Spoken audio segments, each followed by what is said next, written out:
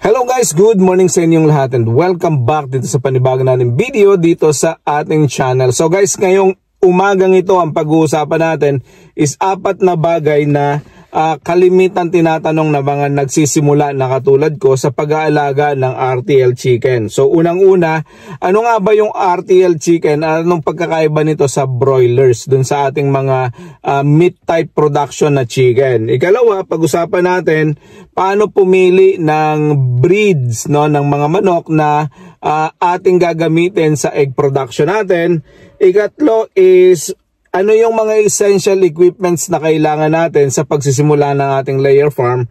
At ikaapat is how many chicken ang dapat nating pagsimulan. So nakadepende yan dun sa ating mga kapital, sa space na meron tayo, at sa time na meron tayo kung paano natin to alagaan. Lahat ng yan pag-uusapan natin pagkatapos lang ng maikling intro.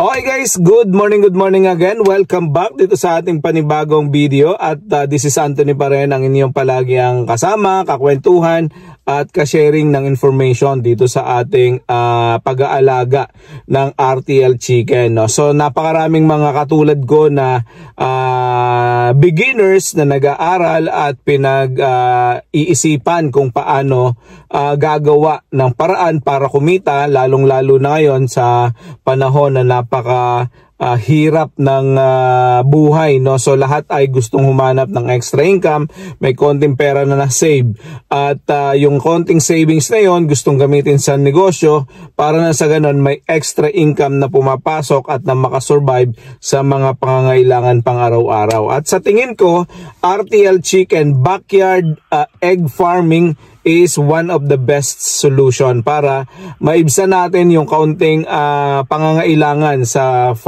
finances. Lalo ngayon, napakaraming mga contractor at kung ano-ano mga politiko na ninanakaw lang ang pera ng bayan. Hindi natin halos makita yung serbisyo na kailangan natin sa gobyerno. Pataas ng pataas ang presyo ng bilihin, pababa ng pababa ang presyo ng ating pera. Kailangan natin kumita ng ating pangsuporta sa pang-araw-araw nating pangangailangan, lalo na kung tayo yung mga nag-aaral, ang mga anak natin. No? So, ganun din, yung mga kapwa natin OFW gustong-gusto na makaipon at makapagsimula ng negosyo, nag-iisip kung anong klaseng negosyo ang pwede nilang gawin at maraming nagme-message sa atin, nagtatanong, paano nga ba natin gagawin kung RTL chicken yung ating business na gustong pasukin. At kalimitan, itong mga pag-uusapan natin na ito is mga tanong na mga kapwa natin mga Pilipino na naghahanap ng solusyon para sa kanilang negosyong naiisip, no, sa kanilang mga problema. So ngayon, pag-usapan natin yon kasi sikat na sikat ngayon ang broiler at saka layer sa Pilipinas, no. Buhat nung humina ang production ng baboy dahil sa ASF, ang mga farmers ay nag-convert sa either broiler at doon sa layers, no. So dalawa lang yung pagkakaiba niyan. So una, yung broiler is basically meat producing chicken yan. So alagaan mo ang manok sa loob ng 30 to 35 days, tapos ibebenta mo pag mga 900 grams to about 1.2 kilos na, ibebenta mo sa market. So mabilis din ang return ng kanilang investment. Pero syempre, ang broiler, aalagaan mo yan mula sa pagkasisiw hanggang sa mga nasa around 30 days old na sila, na ready for harvest na dadalhin mo sa market o ihahanap mo ng buyer.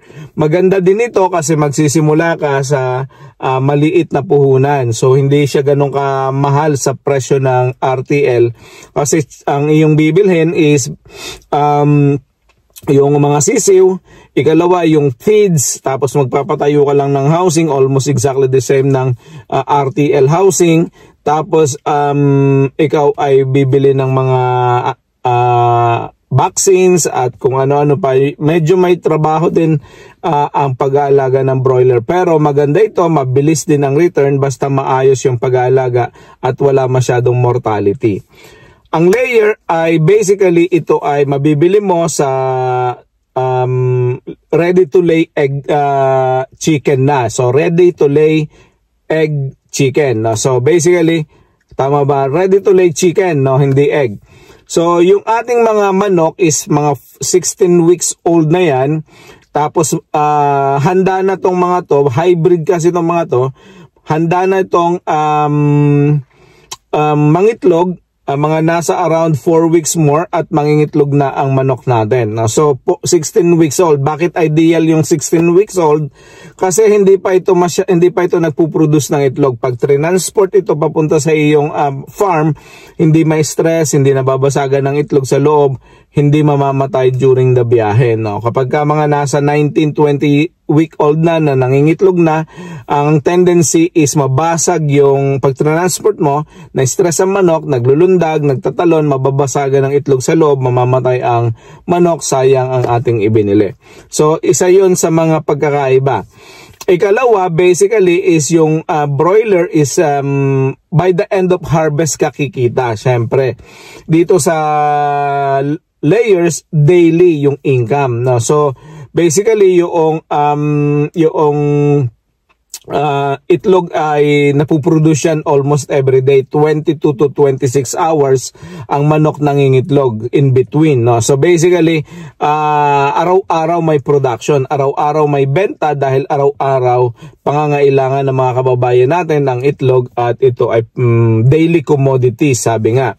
Ang broiler, syempre, maghihintay ka ng 28 to 35 days para i-harvest, tapos doon ka palang kikita. No? So nakadepende din yan sa presyo ng market. No? Kung ikaw ay pumatak sa presyo na tagmahal ang manok, maganda ang kita, pero pagka pumatak sa presyo na tagmura, parang baboy din, maliit lang ang kita, or baka minsan break even lang, or minsan lugi. No? So yun yung pagkakaiba.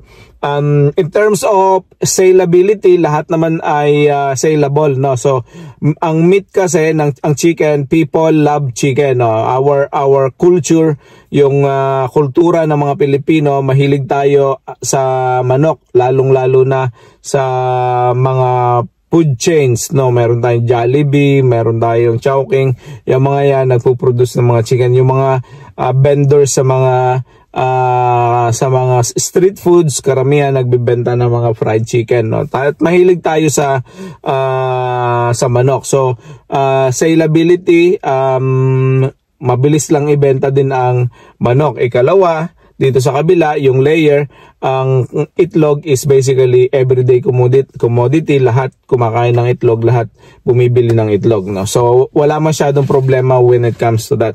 Sa pag-aalaga, ang pagkakaiba lang, syempre, yung sisiw, alagaan mo dito, pwede ding sisiw pero matagal, pero pagka ready to lay egg na yung ang mga manok na mabibili mo, sandali lang, mga 4 weeks lang, sometimes 3 weeks mo lang alagaan, magsisimula na sila mangitlog, at everyday na magpuproduce na yan ng itlog. So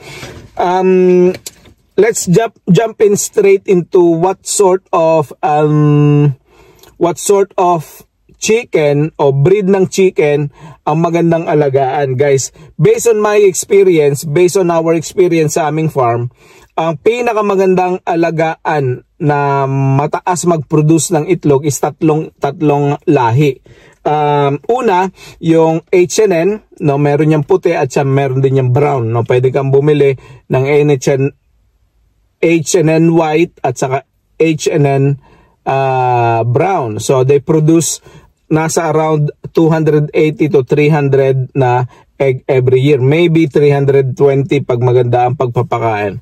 Loman white at Loman brown, they are also excellent layers, no? So maganda at malalaki ang mga itlog nila. Tapos Ang maganda sa mga to, mataas mag-produce ng itlog every year, nasa 320 to 330 ang loman. Ang climate adaptation niya sa Pilipinas, suited ang loman sa klima ng Pilipinas, nag-a-adapt, mabilis mag-adapt ang loman sa klase ng ating climate sa Pilipinas. Tapos hindi din siya masyado na stress, medyo calm siya, hindi siya mataas ang level ng stress, so hindi siya masyado nagkakaproblema when it comes to environment, no. Meron siyang mataas na tolerance sa stress, no. Yun ang isa sa mga maganda, at iyan po ay ginagamit namin sa aming farm. Loman White ang ginagamit namin, no. So at saka Decal White. So sunod is basically yung Decal White, mataas silang mga itlog, nasa 330 to 340 a year ang kanilang egg production. Siyempre, like I said, depende yan sa pag-aalaga natin, kung maganda nutrition, magandang pailaw, magandang management sa farm. Pag hindi na-stress ang ating manok, lagi yung mataas mga itlog. So basically ang Decal White exactly the same, adaptable siya sa environment, sa Philippine climate. Hindi din siya masyado mataas ang stress susceptibility, no. Meron siyang yung hindi siya calm din sa ang attitude niya, almost parehas ng attitude ng ang loman at saka Decal White. So kami sa farm namin, itong dalawang to na lahi ang ginagamit namin. Hindi pa kami nakasubok ng H&N, pero napakaganda din daw ng lahi na ito. Maraming gumagamit din ito sa ibang farm, no. So yun ang inyong mga manok na pipiliin, alin dun sa mga yon. Meron kasi nag-aalaga ng Rhode Island Red, maganda yan sa likod bahay, pang meat type at saka pang egg type din yan. Pwede siyang alagaan kung doon sa likod bahay ninyo at hindi egg production ang inyong plano. Kung gusto nyo may meat type din. Meron pang mga Black Astrolorp, meron pang mga iba pang mga lahi, marami pa. Pero kami sa farm, ang ginagamit namin yung dalawa lang, Decal White at saka Decal Loman White, yung dalawa na yon. So paano pipili, no? Syempre, pag pumipili ka, unang-una tinitingnan mo yung reputation, hindi lang ng manok, kundi tinitingnan mo din yung reputation ng farm, kung saan at ano yung reputation ng farm, kung saan galing, ano yung reputation. Syempre, pagka ang iyong manok ay hindi fully vaccinated, pag binili mo, magkakaroon tayo ng masyadong maraming problema dyan. So dapat may vaccine records lahat, no? Dapat registered ang iyong supplier, dapat ay hindi yung sa likod-likod bahay lang na nag-aalaga, no? So dapat medyo credible yung iyong pagkukuhanan ng iyong manok, no. So yun, isa yun sa paraan ng pagpili. Syempre, pagpipili ka rin ng manok at dadating, dapat tumitimbang na ang manok ng mga nasa around 800 grams to about a kilo, or kung hindi man, mga nasa 800 to 900 grams na siya bago siya i-deliver sa iyong poultry. So in that case, alam mo na yung manok ay nasa tamang edad at nasa tamang timbang doon sa panahon na dapat siya ay i-harvest na. Yung mga RTL pullets, nasa around 800 grams yan. Ang average niyan, 800-900 grams bago yan i-deliver sa'yo. Pag mga nasa around 500 grams lang yan, 600 grams, either hindi maganda ang nutrition or yung iyong manok na i-deliver sa'yo ay hindi tamang edad. Beware po tayo kasi meron tayong mga hindi naman illegal, mga scammers na mga nagbebenta ng manok. Minsan 12 weeks pa lang, minsan 14 weeks pa lang ibinibenta na kasi gusto nilang ma-lessen yung cost nila sa kanilang production pero i-maximize ang profit. Pagbibenta ng mas bata pero sa mas mahal na presyo, nire-release nila yung kanilang mga manok. Ikalawa, unang-unang problema niyan is prone yan sa sakit kasi hindi pa sigurado kompletong vaccination yan. Ikalawa, mahaba yung proseso ng inyong pag-aalaga bago ninyo mapaitlog ang mga manok na ito. Instead na 1 month or 3 weeks, paabot pa yan ng 2 months, 2.5 months bago pa mangitlog, no? So, iwasan natin yon para hindi tayo malugi, no? So yon ang paraan ng pagpili ng ating mga layer chicken, no? Kung paano tayo pipili, either Loman o Decal, H&N o whatever, kung ano yung inyong mapili. Mag-research tayo ng mga breed ng mga manok na pwede nating alagaan.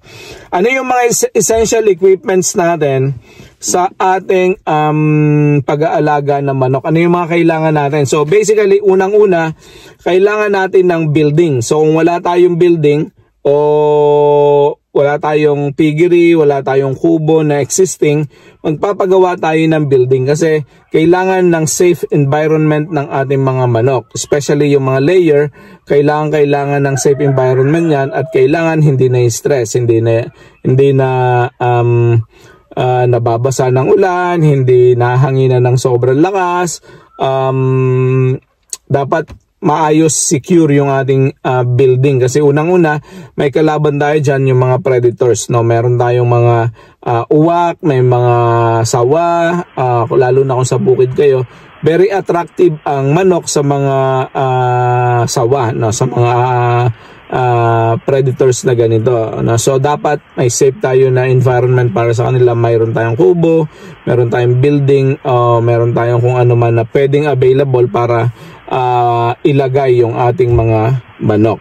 Ikalawa, kailangan natin ng cages, no? So kung ang napili nyong paraan ng pag-aalaga is ilalagay sa battery cages, kailangan natin ng battery cages. Pwedeng magpagawa ng sarili, na DIY lang, no? Yung mga kahoy at kawayan at parang gumagawa ng tangkal, no? So pwede yon, mas matipid yon kung ang inyong mga lugar ay sigurado na maraming mapagkukunan ng mga raw materials, no? Niyog, kahoy, kawayan, yung mga yan, no? Pwede yan na nagamitin. So kailangan din natin ng drinker, no? So feeder at saka drinker. So sa bukid pwede nating gamitin yung kawayan, PVC pipe, biyakin lang natin yon, tapos saka doon natin ilagay yung ating feeder, no? So pwede natin gawin yon. Ikalawa na kailangan natin drinkers, pwede rin yung PVC pipe, biyakin, tapos doon painumin ang ating mga manok. Or pwede din yung mga automatic drinkers, no? Yung mga may nipple lang, tubo lang siya, PVC pipe, tapos lalagyan natin ng mga automatic na drinker, no? Yung mga nipple type, no? So pwede yon. Or pwede mo naman bilhin yon ng isang set kasama na yung iyong galvanized na kulungan, at ikalawa yung iyong mga feeders, at saka ikatlo yung iyong mga drinkers sa isang package na bilihan. So ang presyo niyan ngayon mga nasa around 7,500 to 8,500, depende yan sa location at sa kung sinong gumagawa. So yon ang ilan sa mga kailangan natin ng LED na bulb, no? O LED na ilaw. Pwedeng gamitin din yung white at saka pwedeng gamitin yung kulay yellow. Depende. Yung yellow, it mimics the sunlight. Etong puti, pwede naman sila, no? Basta nakapag-produce ng ilaw na kailangan ng ating mga manok para ma-stimulate ang kanilang pituitary gland para mas mabilis silang makapangitlog, no? So yun ang mga kailangan mo. Siyempre kailangan mo yung mga pag nagkakaroon ka na ng itlog, kailangan mo ng timbangan. Pwedeng yung nabibili na mura lang sa mga grocery, no? Yung mga timbangan ng harina, yung maliit na yon, pwedeng gamitin yon. Mayroon kayong standard na sizes at timbang ng itlog na makukuha sa website ng DTI. pwede nyo yung i-download, i-google nyo lang para makita ninyo yung mga standard, o pwede nyo i-download yung mga standard weight ng itlog na dapat nyong ibibenta. Yung extra small, yung pullet, yung extra small, yung small, yung large, medium, extra large, etc. etc. So meron kayo niyang makukuha sa DTI na website kasi standard po yung mga weight ng itlog. So yung mga nagsasabi na malaki ang itlog, hindi daw yun large, ganyan, nakadepende po yan sa hindi sa laki kundi sa timbang. Okay? So yun yung ating mga equipment. Kung mayroon pa akong nakalimutan, siguro syempre kailangan mo ng tray sa iyong pag-alaga ng RTO. Pag nag-harvest ka na, kailangan mo ng mga trays.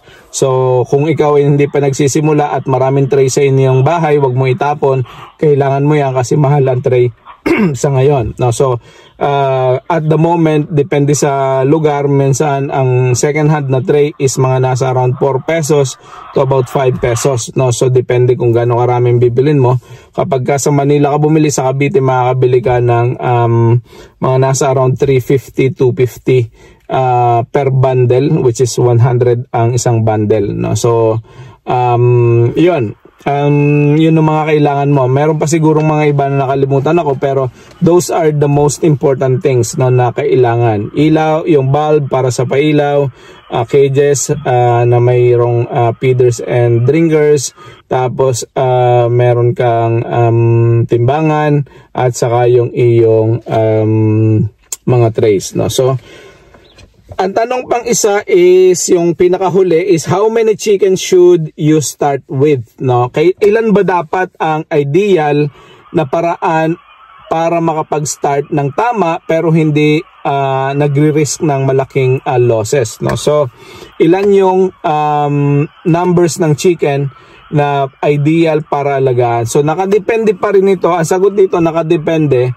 doon sa iyong willingness to learn and willingness to make money, no? Nakadepende ito sa kung gaano mo karaming pera ang iyong gustong invest at kung gaano karaming pera ang gusto mong kitain, no? So yon, kasi kung may puhunan ka at gusto mong pag-aralan itong negosyo na ito at gusto mong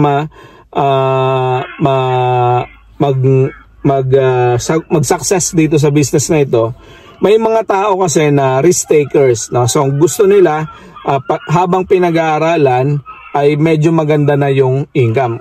Dito sa akin, nung nagsimula ako, ang aking inisip is 200 heads, no? Pero nung kinalculate ko lahat ng expenses, medyo break even lang, hindi kikita. So ang inisip ko 500 yung simulan ko kasi meron naman akong konting naitago, konting puhunan. So sa tingin ko hindi naman malulugi ang negosyo.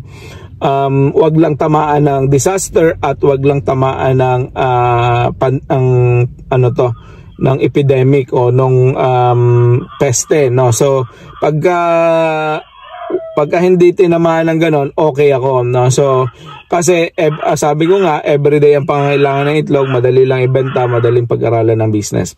So depende yan sa willingness na magkano puhunan mo na gustong ilagak at magkano yung gusto mong kitain. So kasi may mga gusto na simple lang na pag-aralan muna saka tayo mag-scale up, which is very very good na idea, no? So pwedeng magsimula ng 100 heads, pwedeng magsimula ng 48 heads, pwedeng magsimula ng 200 heads, depende sa capability. Now syempre pagliit ng number, pagliit ng profit, paglaki ng number, paglaki ng profit, no? So paglaki ng number, pag-reflect ng possibility na mangyayari doon sa mas malakihang scale. Kasi pagka maliit lang guys, pag 48 lang yan, matututukan mo talaga yan, makikita mo talaga kung ano yung magiging outcome, no? So matututukan mo. Ang maganda dito is basically maiisulat mo, mapapag-aralan lahat ng mga nangyayari sa iyong manok kasi natututukan mo. Pag mga nasa 500 na simula mo, syempre mas malaki yung production mo, mas maraming time yung gugugulin mo sa pagpapakain, pagpapainom, etc. etc. So kung hindi din lang naman ikaw ang nakafocus, medyo meron kang konting makakalimutan, malilikdangan, no? So hindi mo makikita. Pero kung nakatutok ka at ang iyong intention is to scale it up to about 2,000, 2,500, 5,000 heads, 10,000 heads, ang 500 heads to start with is a very good idea kasi yung numbers will reflect kung ano yung mangyayari dun sa mas malaking scale ng production. So syempre, yung mga kababayan natin na may kapital at gustong magsimula na kumikita agad, pwede yung malakihan na simula, no? So habang nag-aaral ka, 500 pag-aralan mo, tapos after 3 months scale up, after 3 months scale up ulit, after 3 months scale up. Yun yung aking ginawa sa aming farm.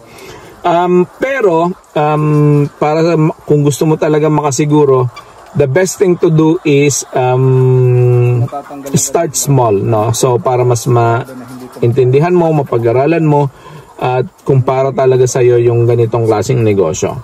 So yun guys, 4 na mga bagay na pinag-usapan natin, yung pagkakaiba ng broilers and layers, paano pumili ng breed para sa egg production, ano yung mga essential equipments na kailangan natin sa pag-aalaga natin ng chicken, layers, no? Ano yung mga sa pagsisimula ng pag-aalaga, ano yung mga equipments na kailangan.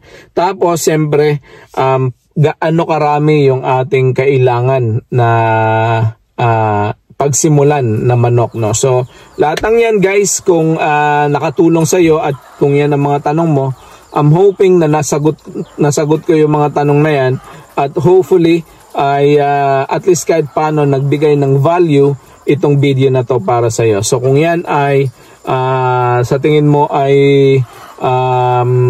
pwedeng gawing reason para i-subscribe ang channel na to, please subscribe our channel para sa susunod na video na mga ganitong video ay masubaybayan mo. At the same time ay matulungan mo din yung ating channel para nang sa ganun ay patuloy tayo makapag-produce ng ganitong klaseng video sa ating mga kababayan na naghahanap ng panibagong pagkikitaan at extra income sa ating mga probinsya sa ating bansa, no? So yun lang, maraming salamat, God bless, and see you all sa susunod nating video. Bye bye.